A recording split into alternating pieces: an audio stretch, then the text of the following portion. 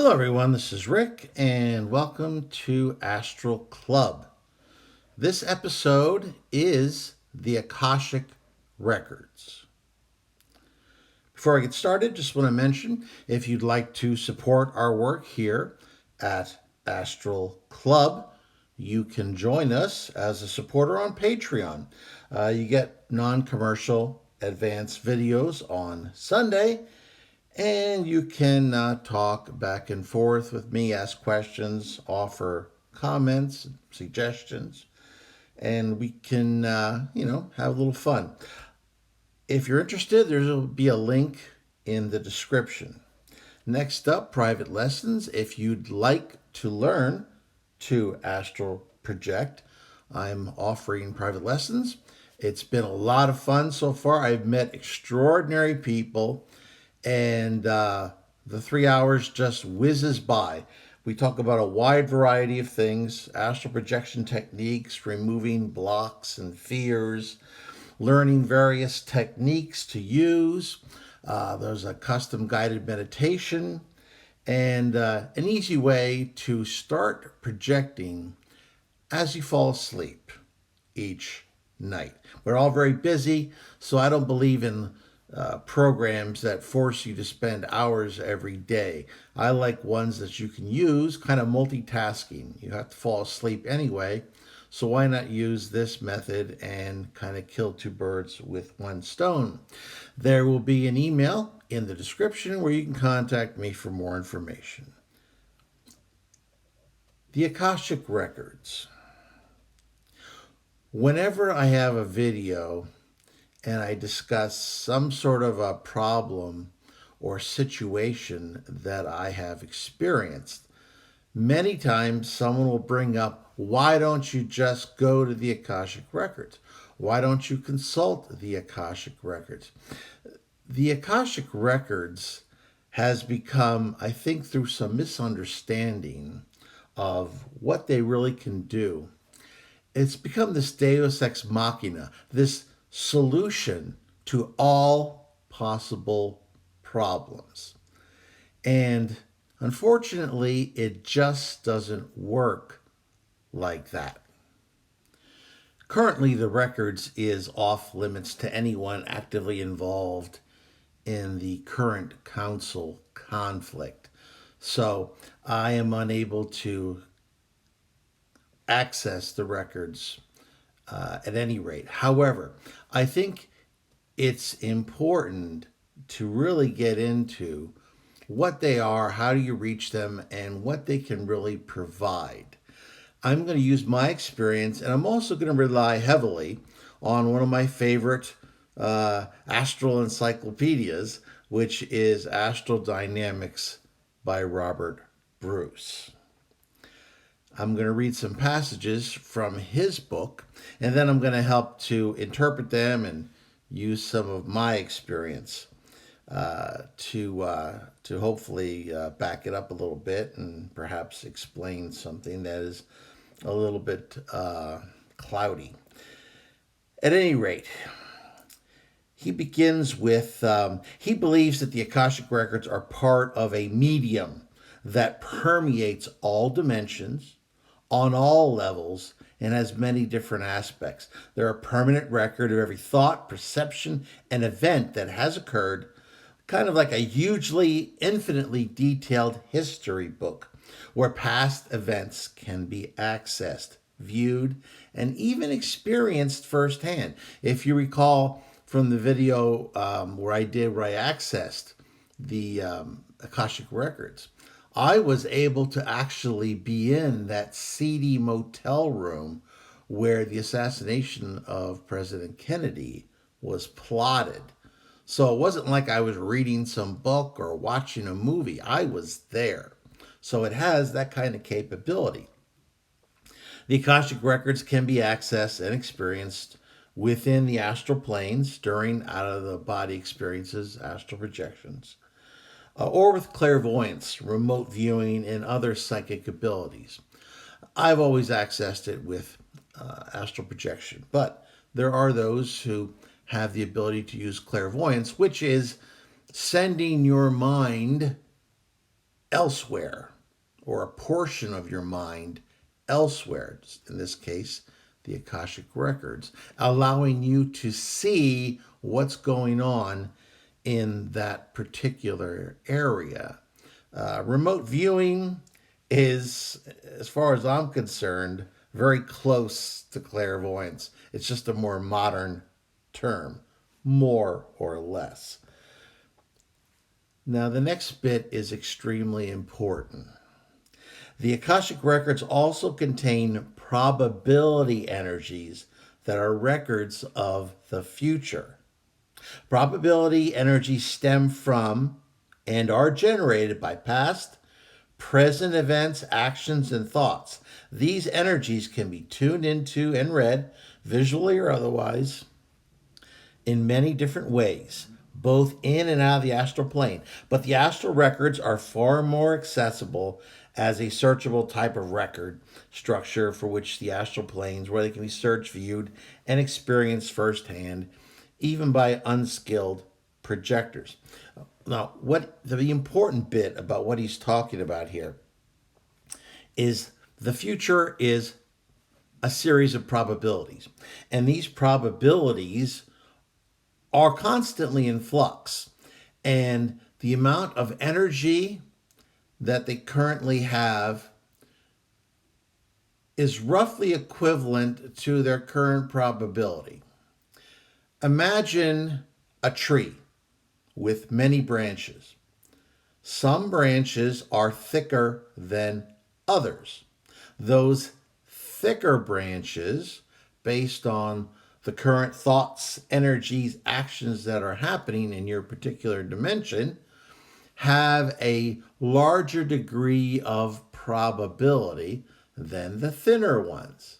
However, the further you go away from the trunk of that tree, higher and higher into the branches, the more you've got a lot of very thin branches that are fairly equal in probability. There's always, though, some overriding concerns, some things that can't be avoided that are prime, and there's virtually no way for humans to change them. And we'll talk about that in a minute. I just want to mention that unskilled projectors can actually access the Akashic Records. And anyone who has accessed the records, I'd love to hear your account in the comments. My daughter, for instance, when I was afflicted by the master and my soul matrix was corrupted, she managed to get to the records and was looking for a way to help me. Now, how great of a daughter do I have? She was a little lost, though. She's, fairly inexperienced. And this was the first time she'd been to the records, so she went and tried to ask what I call one of the keepers of the records. They can be a little dismissive. They can be a little aloof. Let me use those terms. And when she got the attention of one of them, they just kind of brushed her off with, oh, his soul has been corrupted. And were just very dismissive. They kind of just wrote me off. And so she was a little disappointed with the results of that trip. But I appreciated it nonetheless. And I could certainly understand, based on what the master had done to me, it didn't look too great for me. If you recall, I was experiencing flashes of anger and all kinds of personality changes that happened as a result of the damage that he did to my soul matrix. But let's get back on track. To sum up, what we've got here is a reality where records from all dimensions, times, you name it, are kept. There's various probabilities for the ones going into the future. And you could certainly look back into the past, and there's a wide variety of ways that you can experience these realities. And they can be accessed in a variety of ways. Bruce talks about a number of different methods. However, If you want to get to the Akashic Records, in my opinion, you can use whatever aids appeal to you. However, I find that the simplest and the most direct is the most effective. Will yourself to go to the Akashic Records and keep on concentrating and willing yourself to go to that place. That's the most efficacious. If you want to use some fancy methods, that's fine. Some people might imagine a magic door that leads to the Akashic Records. Some folks might see a gate with the words Akashic Records over it and will themselves through it. No matter what you do, the bottom line is you are willing yourself to go there. Assuming you actually get to the Astral Records or the Akashic Records, you want to have a particular goal in mind. If you just go there with the idea of browsing, what you're going to run across is disasters, basic wars, earthquakes, floods, fires, train wrecks, mass murders, assassinations, death, destruction, major events that are going to happen. For instance, if there's an asteroid headed this way and it's so big that there's nothing we humans can do about it, it'll be shown in the Akashic Records because it's destined to happen and there's nothing we humans are going to be able to do about it. So that will be a prime record that will have a lot of energy behind it. However, as I said before, most events are fluid based on what we humans do. You can also get personal information on your own life. My daughter, for instance, went there looking for a way to assist me in the situation that I found myself in. And that was her purpose for going. One oddity that I'd like to mention is that your state of being, your soul development, your mental processes, your personality, all of these things will affect what you are shown and how you perceive it.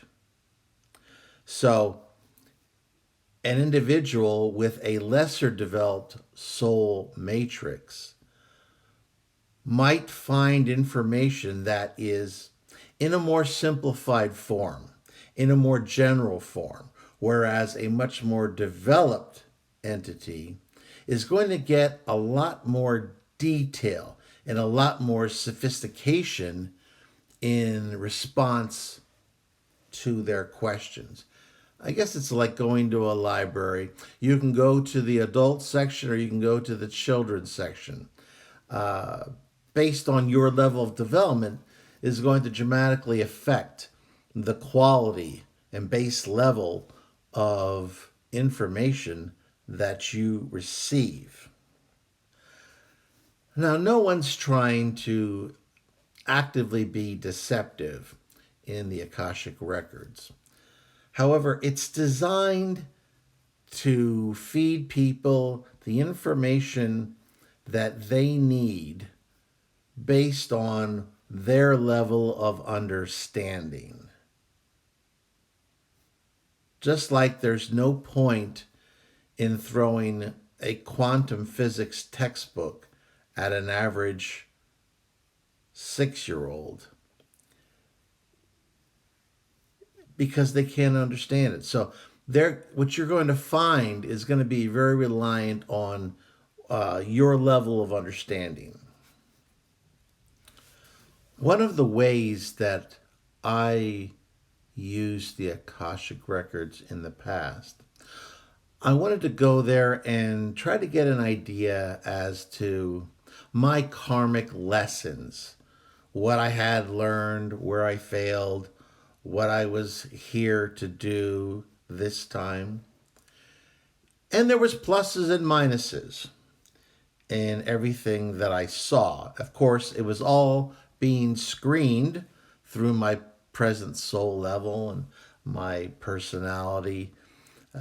From one standpoint, you can say there is no positive or negative. They're all learning experiences. But when you see something that looks a lot like a failure, it's a lot harder, at least for me, to put a positive spin on it. Even though I know intellectually that one may fail many times in order to learn how to succeed. So, in essence, that failure isn't actually a waste, it's just a way to build towards an eventual success. But by viewing those records, I was able to get a very nice summary of what I had come here to accomplish. In the past, I had been very much consumed, and I'm talking about very distant past, had been very much consumed with knowledge and building up my own knowledge just for the sake of gaining that knowledge. But I didn't take or didn't make any effort to share the knowledge that I had gained through hours and hours and hours of study, or to share the intuitive lessons that I had learned throughout my karmic history of lifetimes. Sort of like a monk who secrets himself away in a lifetime and gains knowledge and quiet contemplation and meditation. And through this process, he learns a transcendental truth. And there's nothing wrong with that. But if he doesn't share it, it's almost a waste. Look at the Buddha. He achieved that enlightenment. And that enlightenment was sufficient for him if he had chosen to ascend to the next level. He knew that, but he chose to spend a lot of additional time and a lot of additional energy in sharing that hard-won enlightenment with others. That takes you to a whole nother level. It also helps you to get connected again with your fellow humans, with humanity as a unit, with the understanding that in order for us each to progress, we must all progress together. So having individual knowledge or wisdom is great, but unless you make some sort of attempt to share it with others, it's just not as valuable. Look at the historical Jesus, for example. He gained an enormous amount of knowledge through a variety of sources. He could have chosen to keep that knowledge to himself and to ascend to any number of levels. Instead, he chose to go to great pains to share that knowledge. And there's many other religious figures throughout history who have done similar things. Many of their names have been lost to history, but it's in the Akashic Records somewhere, I assure you. So to sum up, the Akashic Records isn't really at a place. It doesn't have a specific locality in time-space. It's everywhere and it's nowhere. It exists because of universal consciousness of all intelligent beings. And what you access is very much dependent upon who you are, how far you've come, and what you're looking to achieve. You'll soon find that the Akashic Records are not the end-all, be-all to all problems that you will experience in this plane, on the astral, whatever. It can be a very valuable tool, as I have used it, to look into the past and get a really good idea as to what occurred in your particular dimension.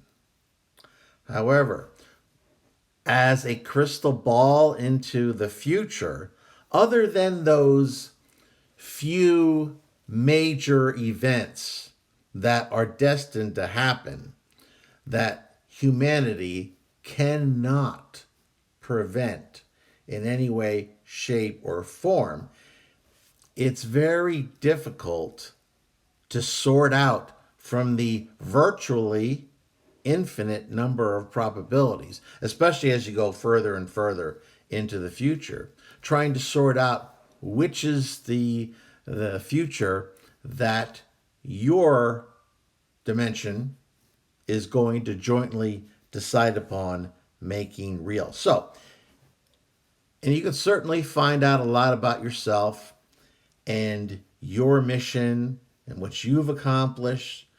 It's very good for that type of an internal goal as well.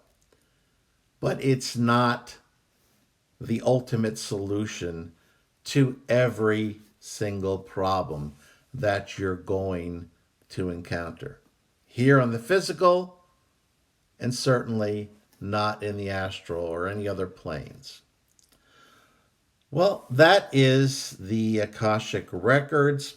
I hope in some small way it crystallizes, or at least adds to, the knowledge that each of you have about the Akashic Records. Perhaps corrects any slight misunderstandings as to what can be accomplished by going to the records, what cannot be accomplished by going to the records. And I hope that very soon in the future that we decide to make real, that things will be resolved with this current conflict, and I will be able to once again access the records. If you liked this video, please hit the like button. Share it with those of like minds. Subscribe if you haven't already, and I know most of you have. Make sure you hit that bell. That way you'll get notified when Wednesday at 2 p.m. a video is released, Eastern Time, here in the U.S. And, of course, the usual Saturday morning, 8:15 a.m. Eastern Time, U.S. videos. Please leave questions and comments. And if you've traveled to the Akashic Records, please share your experience, your understanding as to what you witnessed and what you gained in the process. Because as I said, based on what you're bringing with you, your understanding or your experience with the Akashic Records might be very different from what Robert Bruce experienced, what I experienced, or what my daughter experienced. So I'd love to hear about it. As always, this is Rick, and I will see you on the astral plane.